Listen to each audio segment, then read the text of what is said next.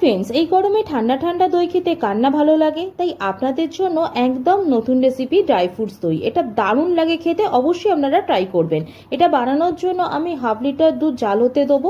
এদিকে কিছু কাজু, পেস্তা আর 1 চিমটে কেসর নিয়ে একদম মিহি করে গুঁড়ো করে নেবো। এবার কড়াইতে চিনি দিয়ে ক্যারামেল করে নিয়ে দুধটা ঢেলে দেবো। দুধটা একটু ফুটে গেলে তারপরে ড্রাই ফ্রুটসের গুঁড়োটা মিশিয়ে দিয়ে ভালো করে ফুটিয়ে নেবো। আর দুধটা ঘন হয়ে এলে আমরা গ্যাসটা অফ করে দেবো। এবার টক দই নিয়ে ভালো করে ফেটিয়ে নেব। এবার দুধটার সাথে ভালো করে মিশিয়ে নিয়ে দুটি পাত্রের মধ্যে ঢেলে কম্বল চাপা দিয়ে আমরা সারা রাত রেখে দেবো, যাতে দইটা বসে যায়। সকালবেলা দইটাকে বার করে ফ্রিজে রেখে দেবো 2 ঘন্টার জন্য। এবার ঠান্ডা ঠান্ডা পরিবেশন করুন এই ড্রাই ফ্রুটস দই, যেটা খেতে দারুণ লাগে। আর রেসিপিটা যদি আপনাদের সকলেরই ভালো লেগে থাকে, অবশ্যই যাওয়ার আগে আমার চ্যানেলটিকে সাবস্ক্রাইব করে যাবেন। সকলে ভালো থাকবেন, অবশ্যই ভিডিওটা শেয়ার করবেন। বাই।